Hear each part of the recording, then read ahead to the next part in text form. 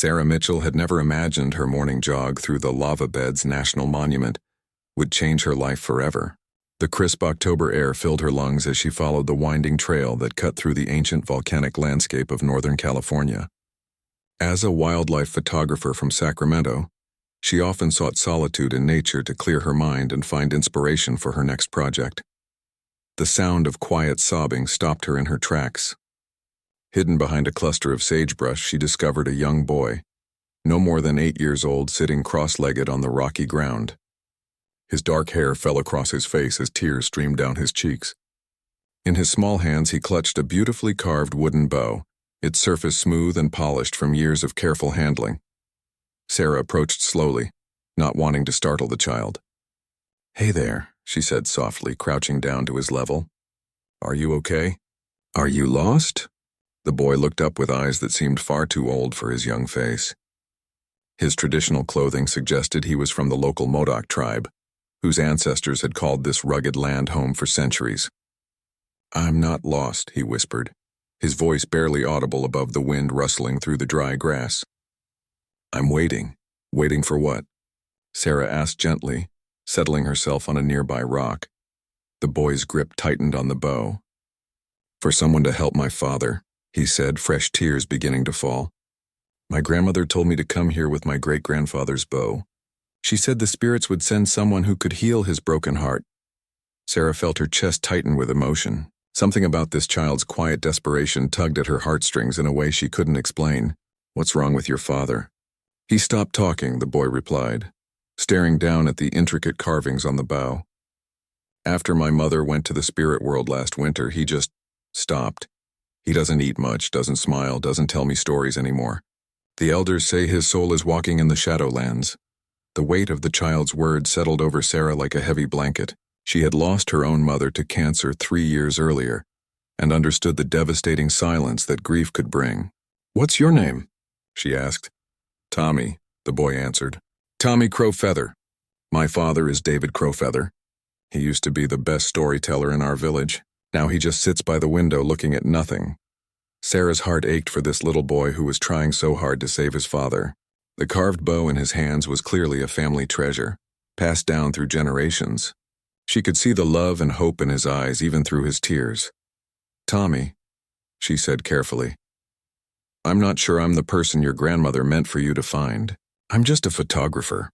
Tommy looked up at her with sudden intensity.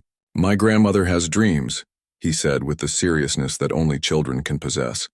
"She dreamed of a woman with kind eyes who would come when the leaves turned gold. She said this woman would have a camera and would know how to bring light back into dark places."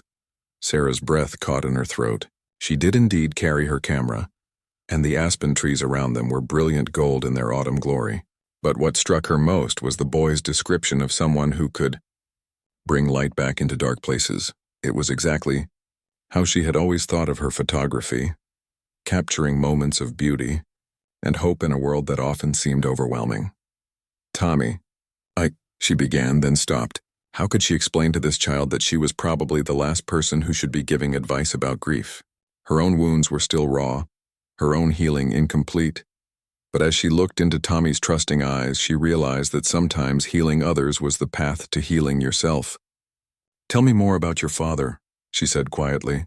Tommy's face brightened slightly. "Before my mother died, he was amazing.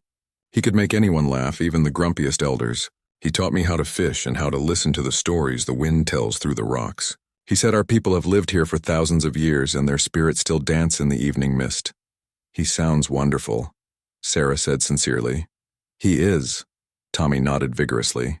"That's why I have to help him remember how to be happy again. My grandmother says when someone's heart breaks, sometimes it needs another heart to help it heal." The innocence and wisdom in the boy's words left Sarah speechless. Here was a child who had lost his mother but was more concerned about saving his father than wallowing in his own grief. It was both heartbreaking and inspiring. As the morning sun climbed higher, casting longer shadows across the ancient lava flows, Sarah made a decision that would surprise even herself. "Tommy," she said, "maybe your grandmother's dream was right. Maybe I am supposed to help. But I'm going to need you to be very brave. Can you do that?" Tommy straightened his shoulders and nodded solemnly. "I can be brave. What do we need to do? Sarah stood up and extended her hand to the boy. First, we're going to go meet your father. And then, we're going to figure out how to help him remember that even when our hearts are broken, they can still hold love. As they walked together across the rugged landscape, Tommy clutching his ancestor's bow and Sarah carrying her camera, neither of them knew they were about to embark on a journey that would transform not just one grieving man, but an entire community's understanding of love, loss, and the courage it takes to open your heart again. The Modoc village sat nestled in a valley where modern prefabricated homes mixed with traditional structures, creating a landscape that spoke of a people balancing ancient ways with contemporary life. As Tommy led Sarah down the dusty main road, curious faces peered from windows and doorways. Word traveled fast in small communities, and a stranger walking with Tommy Crowfeather was certainly news worth noting. "That's my house," Tommy said, pointing to a modest blue house with a wraparound porch. Wind chimes made from polished stones hung motionless in the still air, and a vegetable garden showed signs of recent neglect. Weeds were beginning to overtake what had once been carefully tended rows of corn and squash. Before they reached the front steps, an elderly woman emerged from the neighboring house. Her silver hair was braided with colorful ribbons, and her weathered hands moved gracefully as she approached. Despite her age, her dark eyes were sharp and knowing. "Grandmother," Tommy called out, running to her side. The woman studied Sarah with an intensity that made her feel as though she was being examined down to her very soul. After a long moment, a slow smile spread across the elder's face. "You found her, grandson," she said in accented English, her voice carrying the weight of years and wisdom. "I am Helen Crowfeather, Tommy's grandmother. I have been expecting you." Sarah felt a chill run down her spine. "Mrs. Crowfeather, I think there might be some mistake. I'm just a photographer who happened to be hiking when I found Tommy." Helen chuckled softly, a sound like wind through autumn leaves. "The spirits rarely make mistakes, child. They simply work in ways that surprise us." She gestured toward the blue house. "My son David is inside. He has been sitting in the same chair by the window for months now, watching the world but not seeing it." "What was his wife like?" Sarah asked, hoping to understand what they were dealing with. Helen's expression softened with memory. "Maria was like sunshine in human form. She taught at the tribal school, organized community gardens, and could make anyone feel welcome with just her smile. When she got sick," the older woman's voice trailed off. "David watched her fade away day by day, and I think part of his soul went with her when she crossed over." Tommy tugged on Sarah's jacket. "Can we go see him now? I want him to meet you." Sarah's stomach churned with nervousness. What was she supposed to say to a grieving widower? What could a stranger possibly offer that his own family couldn't provide? But Tommy's hopeful face gave her courage. The inside of the house was clean but felt hollow, as if the life had been drained from it. Family photos lined the mantelpiece, showing happier times. David and Maria at their wedding, Tommy as a baby, family gatherings filled with laughter. The contrast to the current silence was heartbreaking. David Crowfeather sat exactly where his mother had described, in a worn leather chair by the front window. He was a tall man in his mid-30s with strong features and the same dark eyes as his son. But those eyes stared blankly at the world outside, unfocused and distant. His long black hair was unkempt and his clothes hung loosely on his frame, suggesting he had lost considerable weight. "Dad," Tommy said softly, approaching his father's chair, "I brought someone to meet you. This is Sarah. She's the one grandmother dreamed about." David's gaze slowly shifted to his son, then to Sarah. For a moment, she saw a flicker of something, curiosity perhaps, or confusion, but it quickly faded back to emptiness. "Hello, David," Sarah said gently, unsure of the protocol for such an introduction. "I met Tommy this morning. He's a remarkable boy." David's eyes moved to the carved bow still clutched in his son's hands. "You shouldn't have taken that outside," he said quietly, his voice rusty from disuse. They were the first words he had spoken in weeks. "I had to, Dad," Tommy replied earnestly. "Great-grandfather's bow was supposed to help me find someone who could help you remember how to smile again." David's face tightened with what might have been pain or anger. "Some things can't be fixed, Tommy. But grandmother says broken things can be made beautiful again like her pottery," the boy persisted. "She showed me how she uses gold to fix the cracks, and it makes the pottery even more special than before." Sarah recognized the reference to the Japanese art of kintsugi, where broken pottery is repaired with gold, making the mended piece more valuable than the original. The wisdom of this small community continually amazed her. Helen had followed them inside and now stood watching the interaction with keen interest. "Sarah," she said, "would you like some tea?" "I think we should talk." In the kitchen, Helen busied herself with an old kettle while Sarah tried to process what she had gotten herself into. "Mrs. Crowfeather, I want to help, but I don't know what I can do. I'm not a therapist or a counselor." "Sometimes," Helen replied, pouring steaming water over fragrant herbs, "healing doesn't come from professional knowledge. Sometimes it comes from one broken heart recognizing another." The words hit Sarah like a physical blow. "How did you know?" "Your eyes," Helen said simply. "They carry the same shadows as my son's, just not as deep yet." "You've lost someone important too." Sarah found herself nodding, tears threatening to spill. "My mother. 3 years ago. And you came here seeking something, didn't you? Peace, perhaps? Or understanding?" "I don't know," Sarah admitted. "I just felt drawn to this place. I've been taking pictures of landscapes, trying to capture something I can't even name." Helen handed her a cup of tea that smelled of sage and something else she couldn't identify. "The ancestors have a way of calling to us when we need guidance. Maybe you came here not just to help David, but to find healing for yourself as well." Through the kitchen doorway, they could see Tommy sitting on the floor beside his father's chair, quietly showing David the intricate carvings on the bow and telling him about his morning adventure. David wasn't really listening, but he wasn't telling the boy to go away either. "What would Maria want for David?" Sarah asked. Helen's smile was sad but warm. She would want him to live again, to be the father Tommy needs and the man she fell in love with. But grief is a powerful thing. It can make us forget who we were before the loss. "Has he gotten any professional help?" "We brought in counselors from the tribal health services," Helen replied. "But David wouldn't speak to them. He's only spoken to Tommy a few times since Maria passed, and what you heard just now was more than he's said in weeks." Sarah sipped her tea, feeling its warmth spread through her chest. An idea was beginning to form in her mind, crazy and improbable, but somehow feeling right. "Mrs. Crowfeather," she said slowly, "what if I stayed for a while? Not as a counselor or therapist, but just as a friend, someone who understands loss." Helen's eyes sparkled with something that might have been triumph. "I think that would be very good for all of us," she said. "But I should warn you, once you become part of Tommy's mission to save his father, that boy won't let you rest until he sees results." As if summoned by their conversation, Tommy appeared in the kitchen doorway, his face bright with determination. "Sarah," he said, "I've been thinking. My dad used to love taking pictures of our ceremonies and celebrations. Maybe if you showed him your camera, it might help him remember." Sarah looked at this remarkable child who refused to give up on his father, then at Helen, who seemed to see straight into her soul, and finally toward the living room where a broken man sat staring at nothing. "All right, Tommy," she said, setting down her teacup with resolution. "Let's see what we can do." 3 days had passed since Sarah first entered the Crowfeather home, and she had established a gentle routine. Each morning she would arrive with coffee for David and hot chocolate for Tommy, sitting quietly in the living room while the household slowly came to life.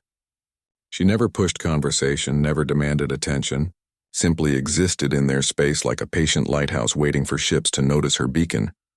David's response to her presence had been minimal, but not hostile. He acknowledged her arrivals with slight nods and had even muttered "thank you" when she brought him coffee that first morning. Tommy, meanwhile, had attached himself to Sarah like a determined shadow, constantly chattering about his father's better days and asking when she thought the real dad would come back. On this particular morning, Sarah had brought her camera equipment, laying it carefully on the coffee table where David could see it without feeling pressured to interact. The sight of the professional gear seemed to stir something in him. His eyes lingered on the cameras longer than usual, and she caught him examining her telephoto lens with what might have been interest. "My dad took amazing pictures," Tommy announced, plopping down beside Sarah on the couch. "He has boxes and boxes of them in the closet. Want to see?" Before Sarah could respond, Tommy had bounded upstairs, returning moments later with his arms full of photo albums and loose pictures. David's face tightened as his son began spreading the images across the coffee table, but he didn't object. The photographs revealed a different David entirely. These images captured the vibrant life of the Modoc community, Children laughing at summer gatherings. Elders sharing stories around evening fires. Ceremonies where traditional dress mixed with contemporary life. The technical skill was impressive, but what struck Sarah most was the love evident in every frame. These weren't just documentary photos. They were love letters to a community and a way of life. "Look at this one," Tommy said, holding up a portrait of Maria teaching a group of children. She was pointing to something on a nature chart, her face animated with enthusiasm, surrounded by eager young faces. Dad said this was his favorite picture because Mom's eyes were sparkling. David's breath hitched almost imperceptibly, and Sarah saw his hands clench in his lap. "She was beautiful," Sarah said softly, studying the photograph. "You can see how much she loved teaching." She wanted to start a program where kids could learn traditional plant knowledge alongside regular science, Tommy continued, oblivious to his father's growing tension. She said the old wisdom and new wisdom could work together. "Tommy," David's voice was strained, "put those away." "But Dad, Sarah should see how talented you are," the boy protested. "Maybe you could teach her about taking pictures of people instead of just rocks and trees." "I said put them away." David's voice rose sharply, causing Tommy to flinch and quickly begin gathering the photos. Sarah's heart broke watching the exchange. She could see the pain radiating from David, but also the confused hurt in Tommy's eyes. The boy was only trying to help his father remember happiness, but each memory seemed to cause more suffering. "Tommy," Sarah said gently, "why don't you help your grandmother with lunch preparations? I'll stay here with your dad for a bit." After the boy reluctantly left the room, silence settled between David and Sarah. She could see him struggling with emotions that threatened to overwhelm him. His hands shook slightly as he stared at the few remaining photos Tommy hadn't gathered up. "I can't look at them," David finally whispered, his voice raw with pain. "Every picture, every memory. It just reminds me that she's gone and never coming back." Sarah felt tears prick her eyes. "I understand," she said quietly. "After my mother died, I couldn't even walk past her favorite restaurant without falling apart." David's eyes met hers for the first time since she'd arrived. How do you keep going?" "Some days I don't know," Sarah admitted honestly. "Some days I still cry in my car after work or avoid certain songs on the radio. But I've learned that grief isn't something you get over. It's something you learn to carry." "Tommy keeps asking when I'm going to be normal again," David said, running his hands through his unkempt hair. "He doesn't understand that I'm never going to be the same person I was when Maria was alive." "Maybe that's okay," Sarah suggested carefully. "Maybe the goal isn't to go back to who you were, but to discover who you can become while still honoring her memory." David was quiet for a long moment. "She would hate seeing me like this," he said finally. "Maria was all about moving forward, about growth and possibility. She'd probably be furious that I'm wasting away instead of taking care of our son." "Then maybe," Sarah said gently, "the question isn't how to stop missing her, but how to love Tommy the way she would want you to." This seemed to hit David like a physical blow. He bent forward, shoulders shaking with silent sobs that had been building for months. Sarah sat quietly beside him, not trying to fix or comfort, just witnessing his pain without judgment. When the storm of grief finally subsided, David straightened and wiped his eyes. "I don't know how to be a father without her," he admitted. "She was the one who knew what Tommy needed, who could make everything better with just a hug. I feel like I'm failing him every day." "Tommy doesn't think you're failing him," Sarah said. "He's out there making elaborate plans to help you heal because he loves you desperately. That doesn't happen with a father who's truly failing." David picked up one of the photos Tommy had left behind, a candid shot of him and Maria, laughing together at some long-ago gathering. "I used to be different," he said softly. "Before the grief took over, I could see beauty everywhere. I thought my photography was about capturing moments, but Maria said I was really capturing hope." "Maybe," Sarah said, glancing at her camera equipment. "You still can." "I haven't touched a camera since she died," David replied. "It hurt too much. What if we started small?" Sarah suggested. "What if you just looked through my viewfinder? No pressure to take pictures, just to see the world through a lens again." David hesitated, then slowly reached for her camera.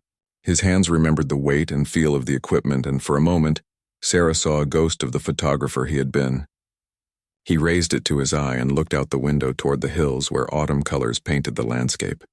"I used to love photographing the changing seasons," he murmured. Maria said I had a gift for capturing transition moments, the exact point where one thing becomes another. Like now? Sarah asked softly. David lowered the camera and looked at her with something that might have been the beginning of hope. Maybe, he said. Maybe. From the kitchen came the sound of Tommy's laughter as he helped his grandmother, and for the first time since Sarah had arrived, David smiled, just a small upturn of his lips, but unmistakably real. He has her laugh, David said, listening to his son. Every time I hear it, I remember that not everything beautiful died with Maria. Some of it lives on in him. Sarah felt a warmth spread through her chest. It wasn't much, but it was a beginning, and sometimes, she thought, beginnings were the most beautiful transitions of all. 2 weeks had transformed the atmosphere in the Crowfeather household. David was eating regularly again, had trimmed his hair, and was taking short walks around the village with Sarah and Tommy. The conversations were still tentative, like a wild animal learning to trust again, but they were real conversations nonetheless. Sarah had extended her stay indefinitely, finding a small cabin to rent on the outskirts of the village. What had begun as a chance encounter was becoming something deeper, a genuine connection to this place and these people, who were teaching her as much about healing as she was hopefully teaching them. On this particular afternoon, Tommy had convinced his father to join them for a picnic near the old ceremonial grounds. The boy had packed sandwiches with the enthusiasm of someone planning a grand adventure, chattering excitedly about showing Sarah the petroglyphs and sacred sites that dotted the landscape. Dad knows all the stories about the rock pictures, Tommy explained as they hiked along a well-worn trail. He used to tell them to me every night before bed. David walked slightly behind them, carrying Sarah's camera bag without being asked. She had noticed he was drawn to the equipment, but hadn't yet worked up the courage to take any pictures himself. Still, his interest was growing, and she caught him studying light and shadow with the eye of someone who understood visual composition. The ceremonial area was breathtaking, a natural amphitheater surrounded by ancient lava formations covered in petroglyphs that told stories spanning thousands of years. The late afternoon sun cast dramatic shadows across the rock faces, creating a cathedral-like atmosphere. Wow, Sarah breathed, immediately reaching for her camera.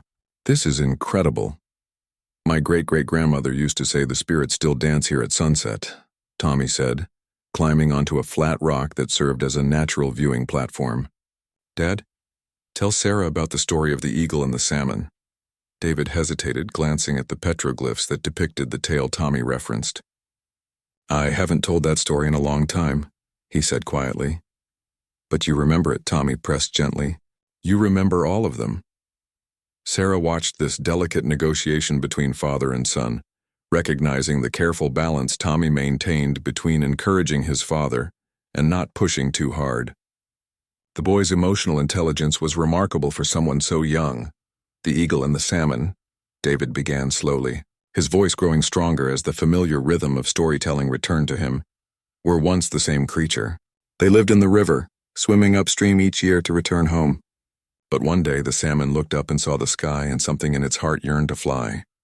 Tommy settled cross-legged on his rock, beaming as his father continued the ancient tale. Sarah found herself equally captivated, watching David transform as he spoke. The storyteller Maria had fallen in love with was emerging from beneath the grief, tentative but unmistakably present. The spirits took pity on the salmon's longing and split it in two. One part remained in the water, forever swimming home, while the other grew wings and learned to soar, but they stayed connected, the eagle always returning to watch over the salmon during their journey, and the salmon always swimming toward the same skies the eagle claimed. What's the lesson? Tommy prompted, though he clearly knew the answer. That sometimes we have to become something new while still honoring what we were, David replied, his eyes meeting Sarah's with sudden understanding, and that even when we're separated from the ones we love, we never truly lose our connection to them. The story hung in the air between them, carrying meaning that went far beyond its traditional context. Sarah felt tears threatening and turned to focus on her camera, using the familiar routine of adjusting settings to compose herself. Sarah takes pictures like you used to, Dad, Tommy observed, but she takes pictures of places instead of people. Different photographers see different things, David said, moving closer to watch Sarah work. What do you see when you look through that viewfinder? Sarah paused, considering the question seriously. Honestly, I see moments when the world feels larger than whatever pain I'm carrying. Places where beauty exists, whether I'm there to witness it or not. It makes me feel less alone, I guess. David nodded slowly. Maria used to say my photographs were really about connection, finding the threads that link people to each other and to the land. What would you photograph here? Sarah asked, offering him the camera. David's hands trembled slightly as he accepted it, but this time he didn't hesitate to raise it to his eye. He spent several minutes moving around the site, studying angles and light, his photographer's instincts gradually reawakening. There, he said finally, pointing to where Tommy sat on his rock with the petroglyphs visible behind him, and the golden light creating a natural spotlight. That's the shot, past and future in the same frame. Take it, Sarah encouraged. David positioned himself carefully, and Sarah heard the soft click of the shutter. Then another, and another. With each image, his confidence seemed to grow, his movements becoming more fluid and purposeful. How do they look? Tommy called out, maintaining his pose with the patience of a child accustomed to being photographed. David checked the camera's preview screen, and Sarah saw his face transform with wonder. They're good, he said, surprise evident in his voice. I wasn't sure I still remembered how. It's like riding a bicycle, Sarah said. Some things are too much a part of you to ever really forget. As the sun began to set, painting the sky in brilliant oranges and purples, David continued taking pictures.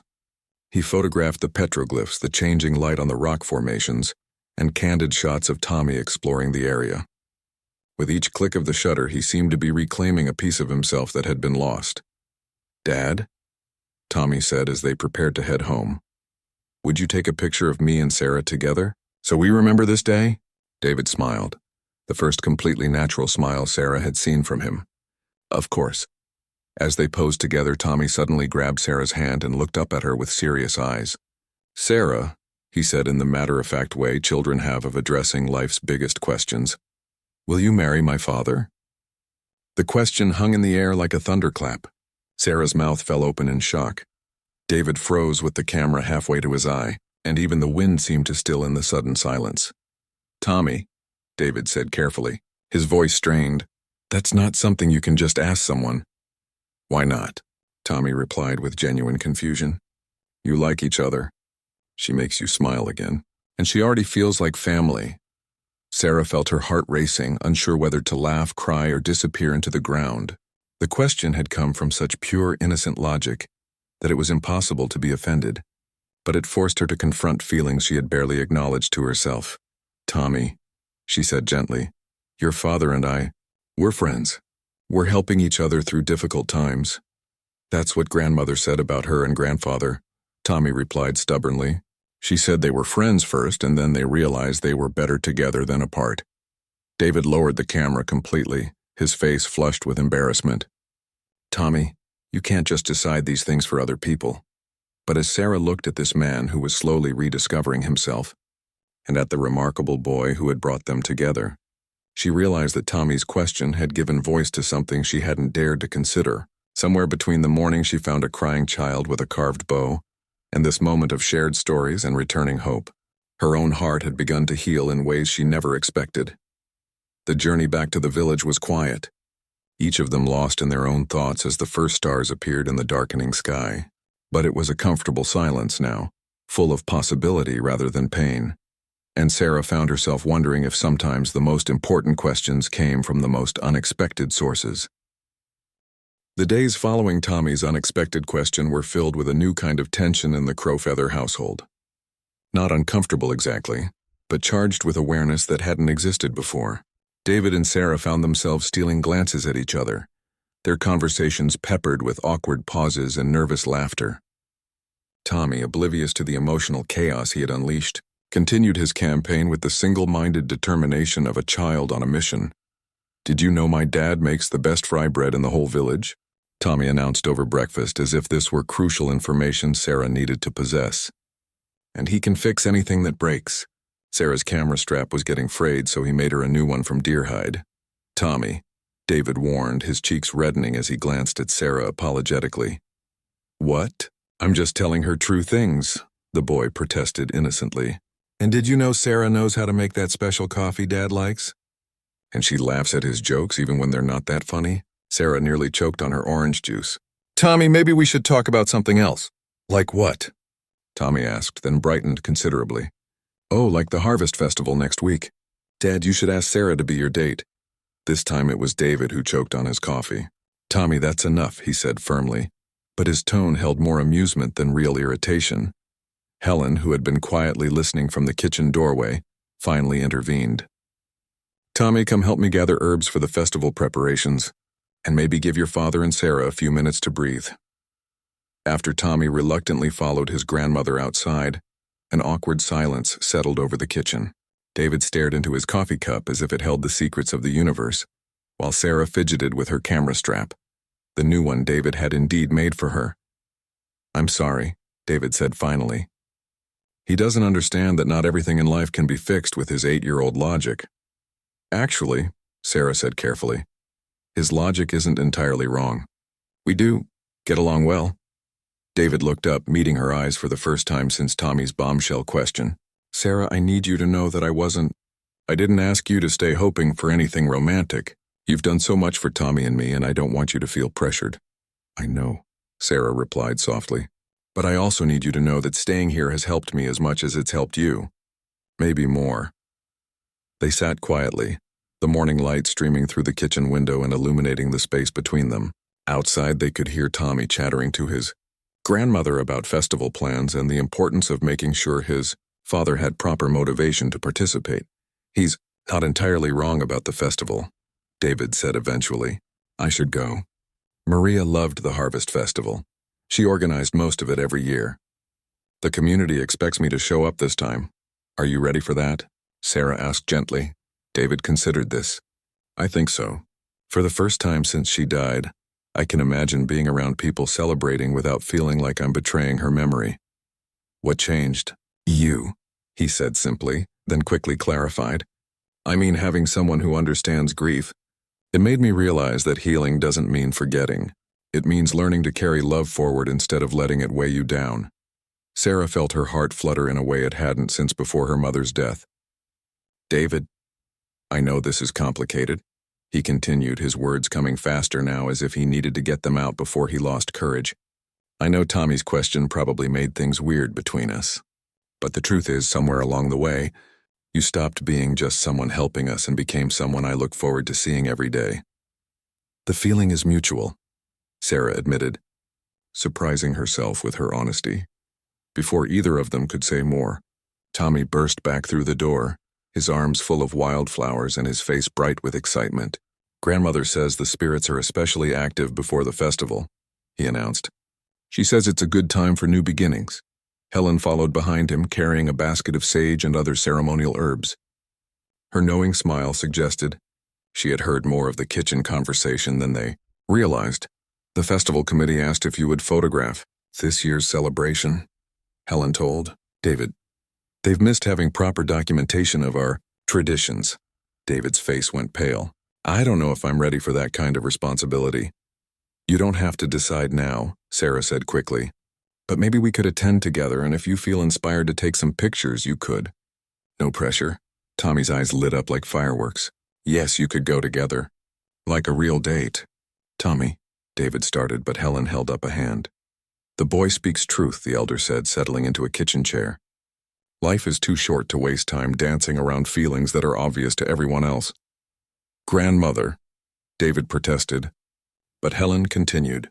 Your Maria, may she rest in peace, would not want you to spend the rest of your life alone. She would want you to find happiness again, especially with someone who has brought such light back into this house. Sarah felt tears threatening. Mrs. Crowfeather, I don't want to disrespect Maria's memory. Child, Helen said gently, honoring the dead doesn't mean refusing to live. Maria loved David because of his capacity for love, not in spite of it. She would see your presence here as a gift, not a threat. Tommy had been listening to this exchange with the intense focus of a child trying to understand adult emotions. So you will go to the festival together? He asked hopefully. David and Sarah looked at each other across the kitchen table, and in that moment Sarah saw not just the broken man she had first met, but the photographer, the storyteller, the father Tommy remembered. And perhaps, she dared to think, she saw something else, a future that neither of them had expected but both were beginning to want. "Yes," David said finally, his voice steady with newfound resolve. "We'll go to the festival together." Tommy let out a whoop of joy that could probably be heard 3 houses away. "Can I tell everyone you're dating now?" "Tommy," both adults said in unison, then burst into laughter at their synchronized response. "How about we start with going to the festival together and see how that goes?" Sarah suggested, still giggling. Over the next week, the entire village seemed to buzz with anticipation, not just for the harvest celebration, but for David Crowfeather's return to community life. Sarah found herself drawn into festival preparations, helping with decorations and learning traditional recipes from the village women, who had accepted her with a warmth that made her feel more at home than she had anywhere in years. David had begun carrying his camera again, taking candid shots of the festival preparations and capturing the excitement building in the community. The difference in his demeanor was remarkable. He stood straighter, smiled more readily, and had started telling Tommy bedtime stories again. "Are you nervous?" Sarah asked on the morning of the festival, as they helped Helen arrange flowers for the ceremonial altar. "Terrified," David admitted with a laugh, "but also excited. I haven't felt excited about anything in so long I'd almost forgotten what it feels like." Tommy, wearing his best traditional outfit and carrying his great-grandfather's carved bow with pride, bounced around them like an enthusiastic puppy. "This is going to be the best festival ever," he declared, "because everyone I love most is going to be there together." As Sarah looked at this remarkable boy who had orchestrated their meeting with the wisdom of someone far beyond his years, and at his father who was slowly but surely becoming whole again, she realized that sometimes the most important journeys begin with the simplest questions. Tommy's innocent inquiry about marriage had forced them all to examine what it meant to build a family, not just from blood or legal bonds, but from choice, love, and the courage to remain open to unexpected blessings. The festival was still hours away, but already Sarah could feel the magic Tommy had promised. Sometimes, she thought, faith doesn't fall silent at all. It just whispers so quietly that it takes a child's clear voice to help us hear it again. The Harvest Festival transformed the village into a tapestry of color, sound, and tradition that took Sarah's breath away. Families had gathered from across the region, bringing children who raced between the booths while elders shared stories under the afternoon sun. The air was rich with the scents of fry bread, roasted corn, and sage smoke from the ceremonial fires. David moved through the crowd with his camera, documenting the celebration with the eye of someone who truly understood the significance of what he was capturing. Sarah watched him work, marveling at how completely he had reclaimed this part of himself. Children who hadn't seen him in months ran up to pose for pictures, and elders nodded approvingly as he photographed the traditional dances and ceremonies. "Look at him," Helen said, appearing beside Sarah as they watched David crouch down to photograph a group of children playing traditional games. "This is who he was before grief tried to steal his spirit." "Tommy was right all along," Sarah replied, adjusting her own camera to capture David in his element. "His father just needed to remember how to see beauty again." "And you helped him remember," Helen observed. "But I think you found something for yourself too, didn't you?" Sarah nodded, unable to deny the truth. Somewhere between helping David heal and watching Tommy's unwavering faith in his father's recovery, she had discovered her own path forward from grief. The community had embraced her not as an outsider but as someone who belonged, perhaps had always belonged even before she knew this place existed. "Sarah." "Dad," Tommy called out, running toward them with his face flushed with excitement and a ribbon pinned to his shirt. "I won the storytelling contest. I told the story about the eagle and the salmon just like Dad taught me." David lowered his camera and scooped his son into a fierce hug. "I'm so proud of you," he said, his voice thick with emotion. "Your great-grandfather would be honored to know his story lives on through you. Will you tell everyone the story of how you and Sarah met?" Tommy asked hopefully. "Mrs. Patterson says it sounds like something from the old days, when the spirits would guide people to exactly where they needed to be." Sarah felt her cheeks warm as several nearby community members turned to listen. David glanced at her questioningly and she nodded encouragingly. Well, David began, settling Tommy on his shoulders so the boy could see over the crowd. It started with a brave little boy who refused to give up on his father, even when his father had given up on himself. As David told their story to the gathered crowd, Sarah was struck by how much it sounded like the traditional tales she had been learning. A quest undertaken by a determined child, spirits guiding a lost soul to exactly the right place, and healing that came not from magic, but from the simple human connections that bind communities together. And then, Tommy interjected at the story's climax, I asked Sarah if she would marry my dad, because even though I'm only 8, I could tell they belonged together. The crowd erupted in delighted laughter and approving murmurs.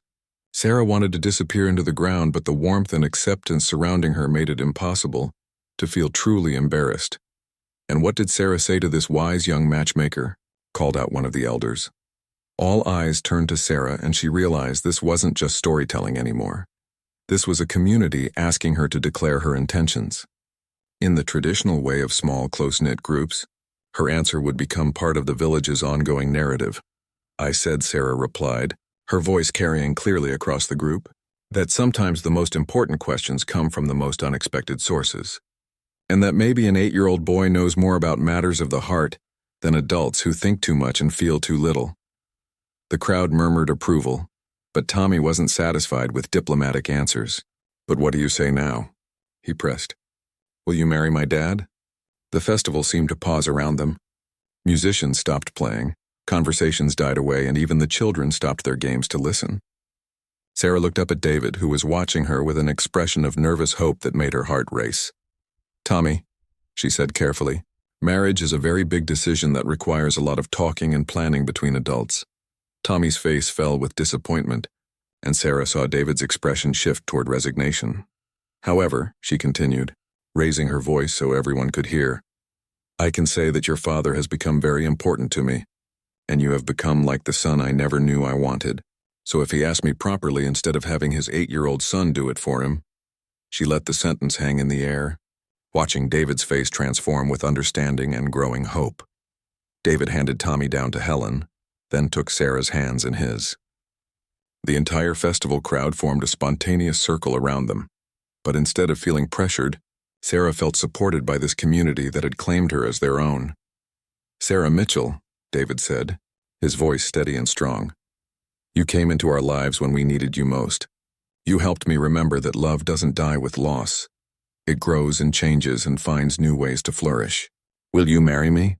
Will you help me raise Tommy and be part of our family and our community?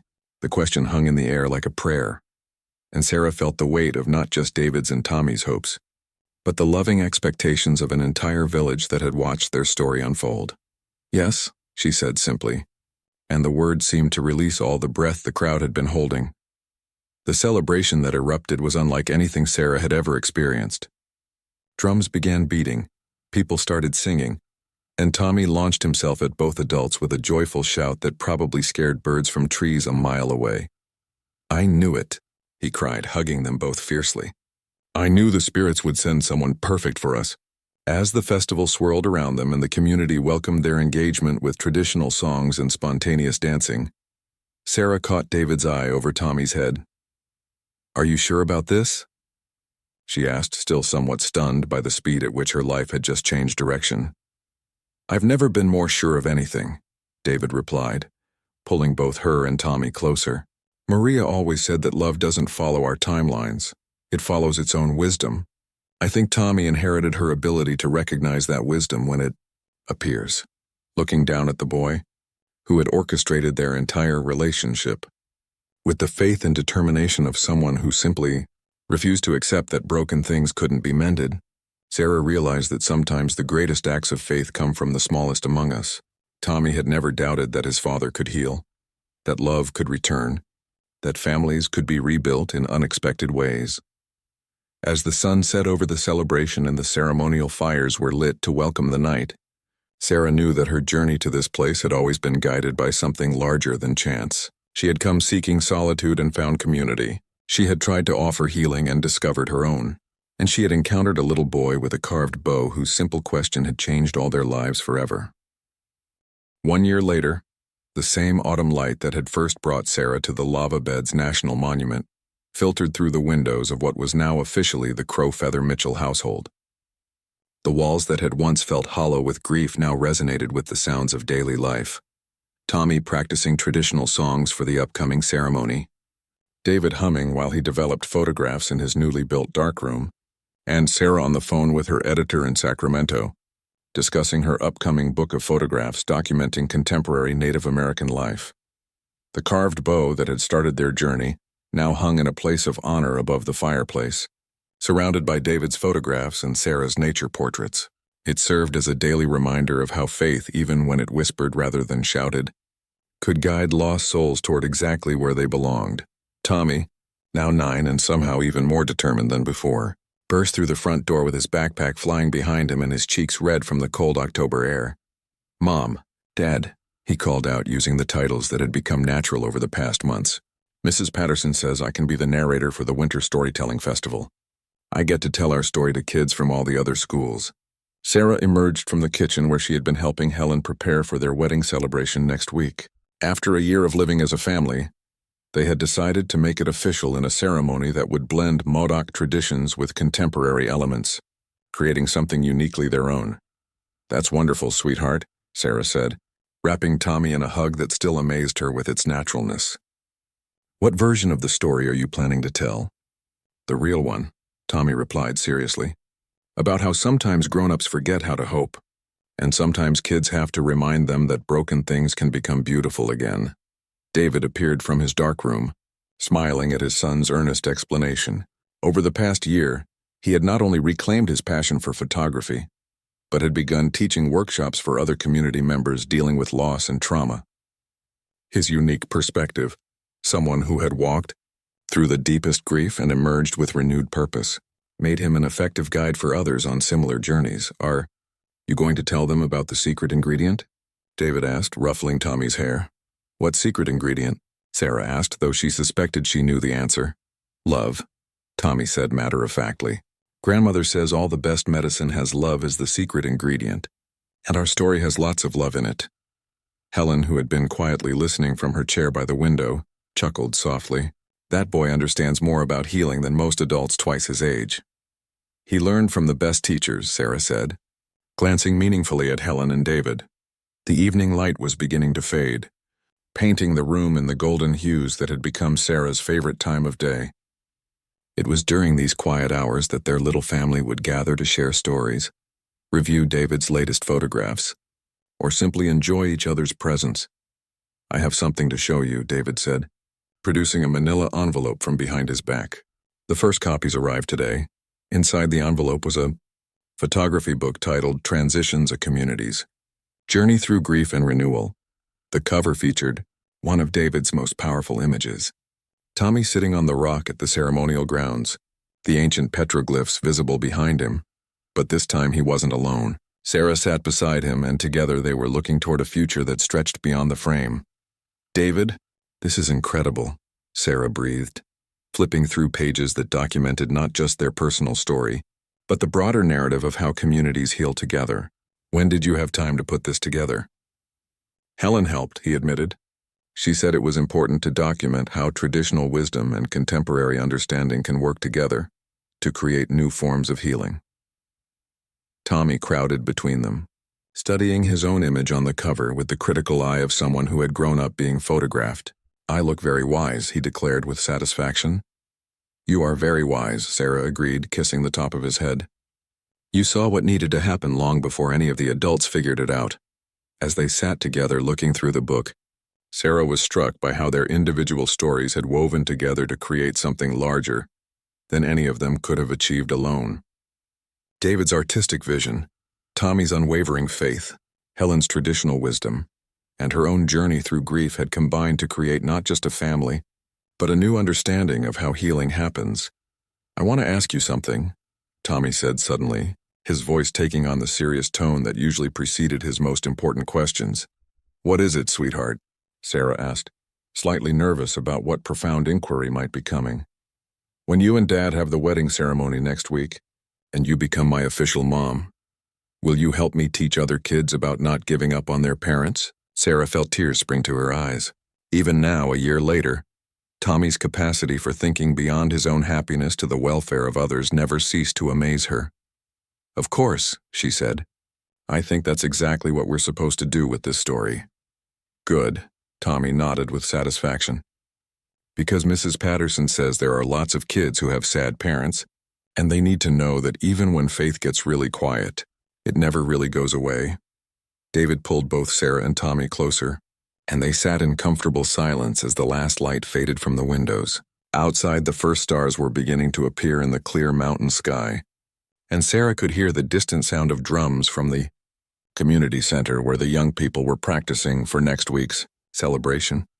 "Do you ever think about what would have happened if I hadn't been hiking that particular trail that morning?" Sarah asked softly. "No," Tommy said immediately, "because it wasn't an accident. Grandmother says the spirits had been planning it for a long time. They just had to wait for everyone to be ready." "Even me?" Sarah asked.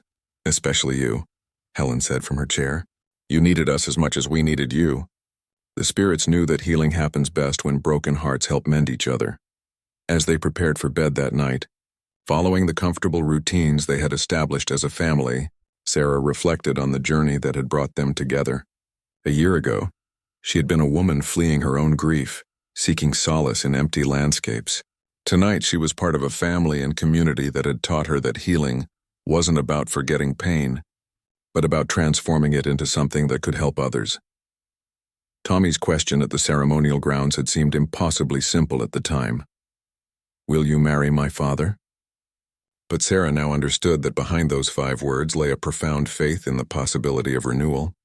The belief that love could grow from loss, and the wisdom that sometimes the most important decisions are made, not with our heads, but with hearts brave enough to remain open to unexpected blessings. As she turned off the lights and listened to the quiet sounds of her family settling in for the night, Sarah smiled at the memory of a small boy with a carved bow who had refused to let faith fall silent. Because of Tommy's courage to ask an impossible question, 3 lives had been transformed.